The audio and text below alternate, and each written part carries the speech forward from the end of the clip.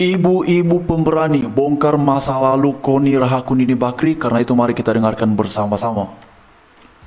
Mendadak jadi perbincangan publik. Semua gara-gara hebohnya berita tentang mantan istrinya, yaitu Koni Rahakundini Bakri alias Koni Bakri. Ya. Di mana saat ini Ibu Koni Bakri mengaku menyimpan dokumen penting milik Sekretaris Jenderal PDIP, yaitu Bapak Hasto Kristianto. Jaya Suparman merupakan mantan perwira tinggi TNI Angkatan Darat sekaligus mantan suami Koni Bakri.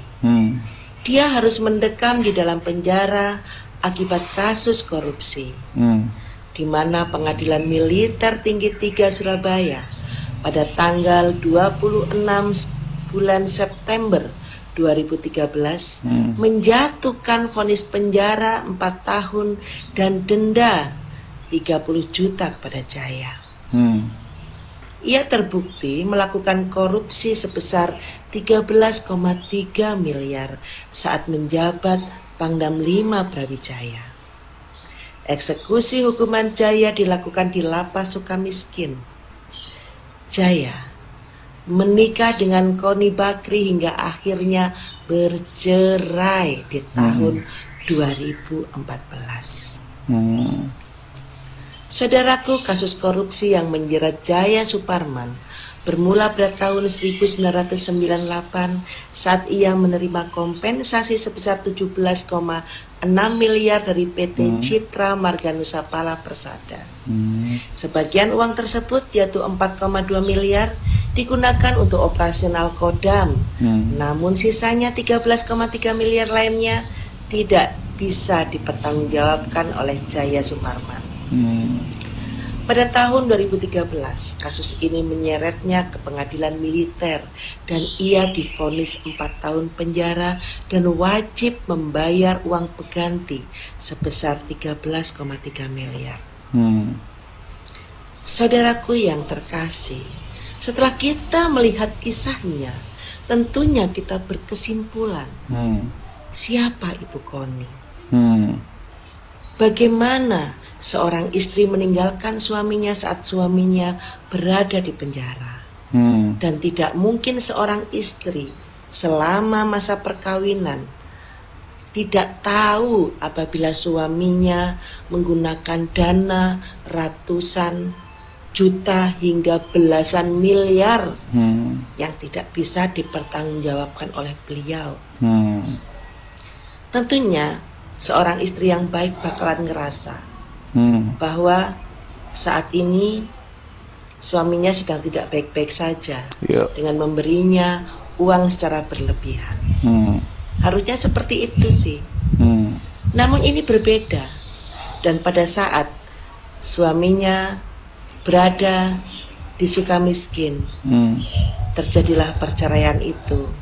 Dan kemarin sebelum terjadinya Pilpres, Ibu Koni berusaha menjatuhkan kubu dari Bapak Prabowo, dan dia sempat menjatuhkan Bapak Prabowo secara pribadi untuk kasus alusista. Dan saat itu juga, di momen-momen yang hampir bersamaan, BAP Ibu Koni di kepolisian dibuka ke publik, BAP tentang perselingkuhan. Dan saat ini Bu Koni mencoba untuk menjatuhkan Ibu Iriana Jokowi. Dia bilang kasus terong. Saya nggak habis pikir dengan Ibu Koni. Dia sendiri juga bukan orang baik kok. Kenapa harus menjelek-jelekan orang yang baik? Oke, teman-teman, seperti yang sudah kita dengarkan bersama-sama, jadi bagaimana menurut kalian perihal penjelasan yang sudah disampaikan oleh Ibu dalam video yang kita simak bersama-sama tadi?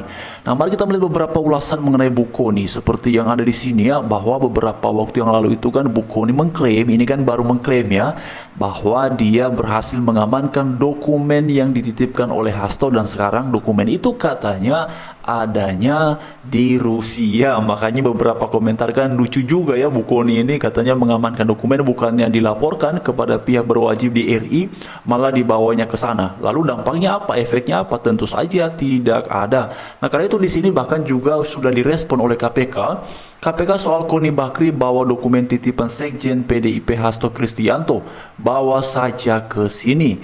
Koni dititipi dokumen penting Hasto, aman dan dinotariskan di Rusia. Ya teman-teman, kalian percaya nggak ya dengan klaim yang disampaikan oleh Bu Koni ini? Harusnya sih begini ya, beliau ini kan levelnya seorang pengamat ya.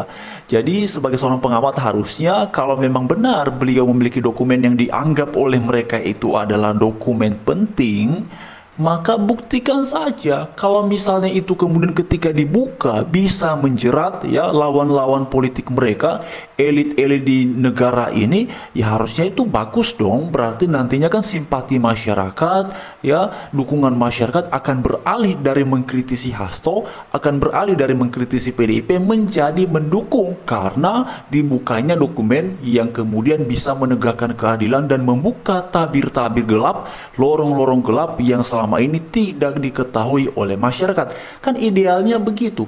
Nah, kalau dibuka ini kan bisa mendatangkan manfaat juga bagi Bu Koni, artinya dia berkontribusi untuk menegakkan hukum, menegakkan keadilan dan menerangi lorong-lorong gelap yang selama ini tidak diketahui oleh publik secara umum. Kan bisa seperti itu.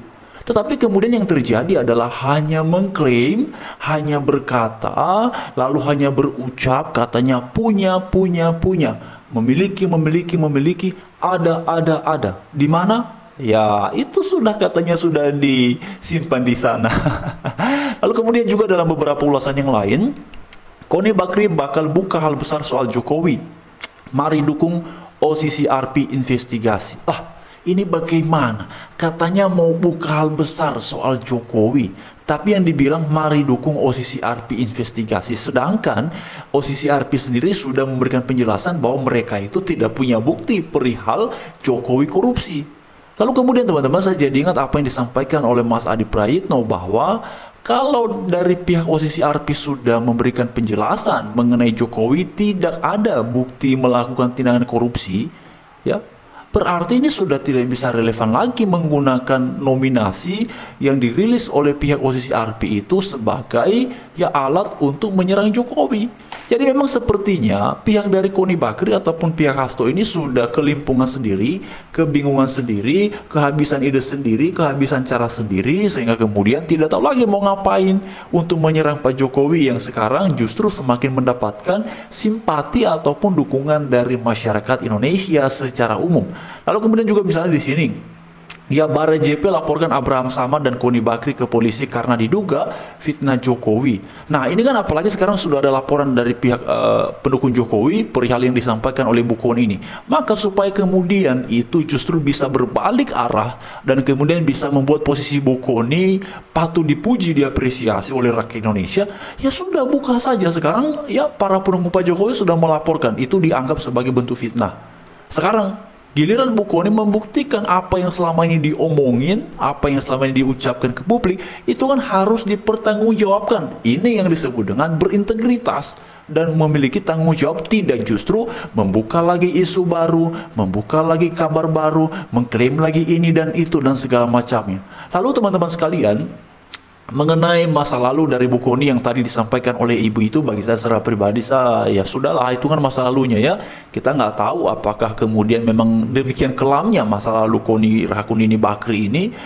Kita nggak tahu teman-teman, tapi itulah yang tadi disampaikan oleh beliau. Dan juga tadi ibu itu menyampaikan bahwa padahal dia ini juga nggak baik-baik amat, orangnya ngapain menyerang orang baik seperti Ibu Iriana Jokowi. Dalam pernyataan Koni yang kemudian direspon juga oleh Pak Jokowi pada beberapa waktu yang lalu itu.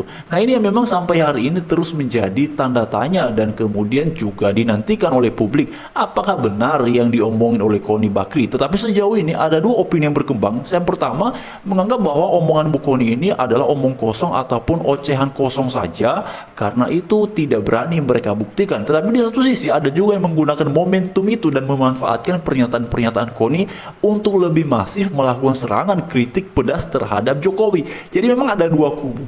Namun kalau kita perhatikan, Ya, argumentasi dari pihak yang pro Jokowi jauh lebih kuat oleh karena tantangan mereka yang meminta itu silakan dibuka kepada publik, silakan dibuka kepada masyarakat. Nah, ini yang sejauh ini tuh membuat mereka juga ketika ditantang seperti itu kelabakan, kebingungan, kelimpungan sendiri. Akhirnya ya mereka ngomong sana sini lagi, bicara sana sini lagi. Makanya di sini kan dikatakan Koni Bakri bakal buka hal besar soal Jokowi. Mari dukung OCC RP. Nah, ini gimana? Ini kan mengalihkan lagi ke isu yang baru. Yang diminta hari ini kepada Koni Bakri, buktikan ucapanmu, buktikan yang kau pernah katakan kepada publik, dan bukalah dokumen penting itu kepada masyarakat supaya akhirnya menjadi jelas. Kalau memang pada akhirnya dokumen itu menunjukkan hal-hal yang membuat Pak Jokowi layak untuk diinvestigasi, layak untuk diproses secara hukum, ya tentu saja masyarakat akan sangat-sangat mendukung, bahkan berterima kasih kepada Bu Koni Rahakundini Bakri. Tapi kalau kemudian justru hanya cuap-cuap, tidak ada ending, tidak ada bukti, ya ini kan omong kosong namanya. Kan seperti itu teman-teman. Ya. Jadi bagaimana menurut kalian perihal yang diomongin, yang disampaikan oleh Bu Koni ini? Silahkanlah itu dipaparkan, diuraikan pada kolom komentar yang sudah tersedia. Tetapi yang pasti sejauh ini masyarakat masih menantikan pembuktian dari ucapannya Hasto ataupun dari Koni Rahakundini Bakri ataupun dari jubirnya PDIP yang namanya Guntur Romli, yang mana itu juga salah satu yang cukup aktif membela Hasto mati-matian dan juga bicara mengenai wah Hasto dikriminalisasi, Hasto punya dokumen